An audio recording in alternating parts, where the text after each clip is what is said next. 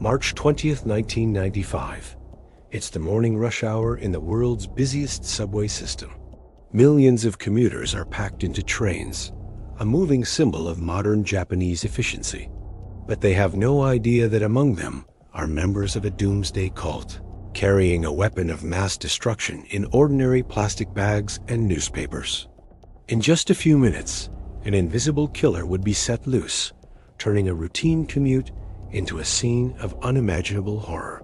People began to cough violently, gasping for air as their vision blurred and failed.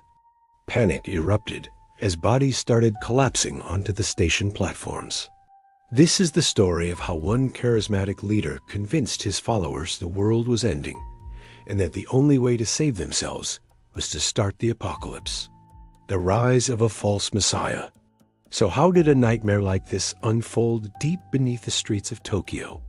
To understand, we have to go back to the beginning with the man who started it all. His name was Chizuo Matsumoto, but the world would come to know him as Shoko Asahara. Born in 1955 to a poor family of tatami mat makers, Asahara was partially blind and educated at a school for the blind.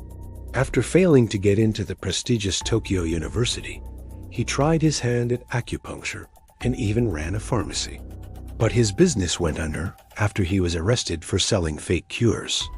That failure seemed to be a turning point. By the 1980s, he was completely absorbed in yoga, esoteric religions, and prophecy. In 1984, he founded a small yoga group, but by 1987, it had a new name, Aum Shinrikyo, or Supreme Truth. It was then that he started building a unique and terrifying belief system. Asahara declared himself Japan's only fully enlightened master, a figure on par with Christ, and the first to reach this status since Buddha. He claimed he could levitate, read minds, and transfer spiritual power to his followers, washing away their sins. His message resonated with a lot of people in a Japan that was going through huge social and economic changes. Many young, highly educated individuals felt disconnected from the country's materialistic culture and were looking for something deeper. Aum Shinrikyo gave them an answer. It attracted scientists, doctors, and engineers from Japan's top universities, all drawn in by Asahara's promise of enlightenment. They gave up their old lives, donated everything they owned, and moved into the cult's isolated communes. In 1989, Aum Shinrikyo was granted official status as a religious organization in Japan, a critical step that gave it legitimacy and shielded it from government oversight.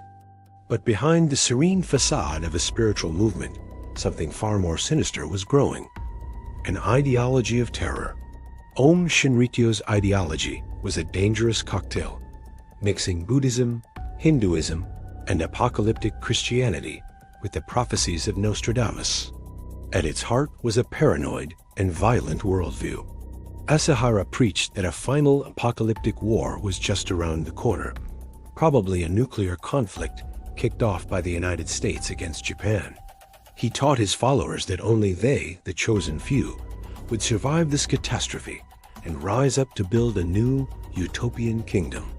To prepare for this, the cult had a mission, not just to spread its teachings, but to hasten the end of the world. And this is where the ideology took its most twisted turn.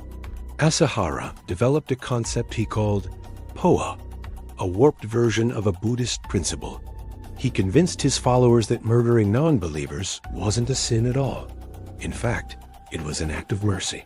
By killing people with bad karma, his followers were supposedly saving them from a worse fate in the next life, while elevating their own spiritual status. This doctrine turned murder into a righteous and compassionate act. It was the key that unlocked his followers' ability to commit mass murder without a second thought. The cult worshipped Shiva, the Hindu god of destruction, and Asahara became the absolute master whose every word was law. He spun bizarre conspiracy theories, claiming the cult was under attack by Jews, Freemasons, and rival religions, which only fueled their paranoia. His followers, many of them brilliant but socially isolated, bought into his apocalyptic vision completely. They believed their master's plan was the only path to salvation, and they were willing to do anything to see it through. A campaign of escalating violence. The Tokyo subway attack wasn't Aum's first act of violence, not even close. The cult had been testing its limits and eliminating its enemies for years. As their paranoia spiraled, so did their crimes. Their first major public crime was the murder of the Sakamoto family in November 1989. Tsutsumi Sakamoto was a lawyer preparing a lawsuit against Aum on behalf of families whose relatives had been swallowed by the cult. Asahara saw him as a threat and simply ordered his death. A group of cult members broke into the family's apartment and murdered Sakamoto, his wife, and their 1-year-old son. They buried the bodies in separate, remote locations, and the family's disappearance remained a mystery for years, a chilling testament to the cult's ruthlessness. From there, their audacity grew. Aum began developing chemical and biological weapons, pouring an estimated $30 million into a program run by its most educated members. They built a sophisticated chemical plant called Sachin 7, which could produce tons of sarin gas. They experimented with botulinum toxin, anthrax, Q fever, and in 1992, even sent a team to Zaire to try and get their hands on Ebola. In June 1994, the cult used Sarin for the first time on the public in the city of Matsumoto. Their target was a building where 3 judges lived who were overseeing a lawsuit against the cult. From a converted refrigerator truck, they released a cloud of the nerve agent into a residential neighborhood. The attack killed 8 people and injured hundreds more. At the time, police completely missed the signs and wrongly targeted an innocent local resident. That mistake gave Aum the green light to prepare for an even bigger attack. They had gotten away with mass murder once. Now, the stage was set for something much, much bigger. The attack on Tokyo? So what pushed them over the edge? The police were closing in. Asahara found out that authorities were planning a massive raid on the cult's facilities for March 22, 1995. He decided to launch a preemptive strike, a huge act of terror meant to throw Tokyo into chaos, distract the police, and maybe, just maybe, kickstart the final apocalypse he'd been waiting for. The plan was simple and horrific. On the morning of March 20th, at the peak of rush hour, 5 teams would release Sarin on 3 of Tokyo's busiest subway lines, the Marunouchi, Chiyoda, and Hibiya lines. All 3 lines converged at Kasumigaseki, the political heart of Japan, home to government ministries and the National Police Headquarters. The 5 men who released the gas were Aum's elite, including top scientists. Each carried plastic bags filled with liquid sarin, wrapped in newspaper. On their designated trains, they dropped the bags, punctured them with the sharpened tips of their umbrellas, and got off at the next stop, where getaway drivers were waiting. As the trains moved on, the liquid sarin began to evaporate, spreading silently through the packed cars. The first signs were coughing and stinging eyes. Then, chaos.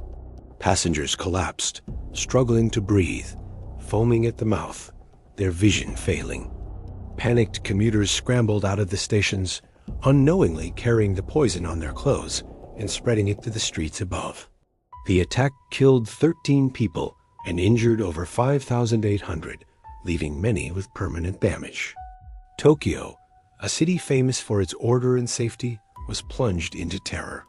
For a few horrifying hours, it seemed like Asahara's apocalypse had finally arrived. The investigation and justice.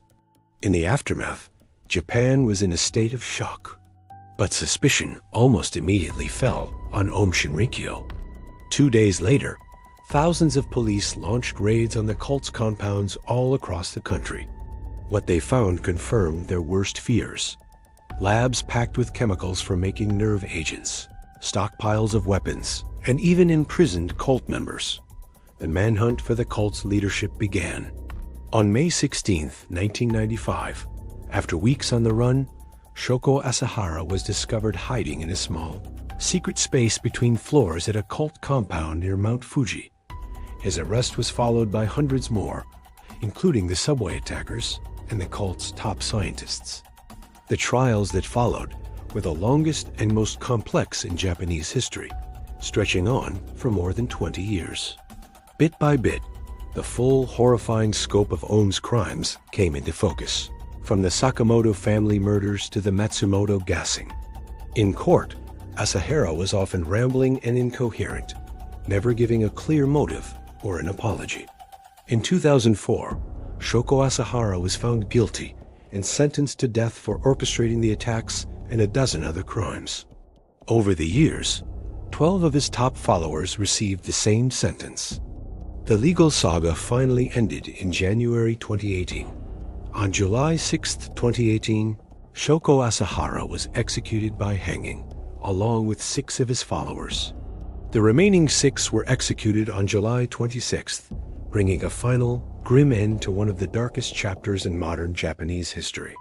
The Tokyo subway attack was a profound shock, not just for Japan, but for the entire world.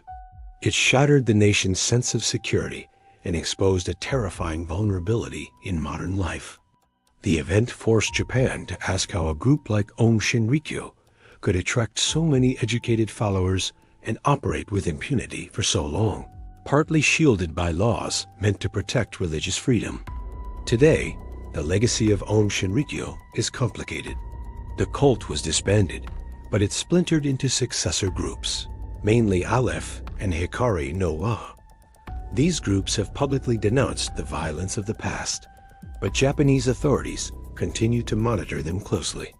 They still recruit new followers, with Japan's Public Security Intelligence Agency noting that Aleph adds over 100 new members a year, particularly from younger generations who don't remember the attack.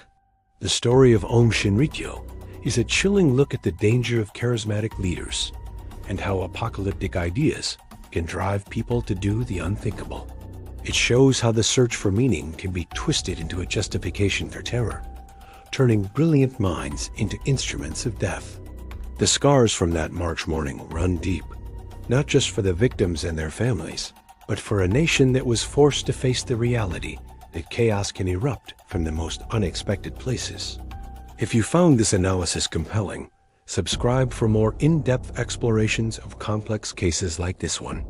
And be sure to check out our other videos.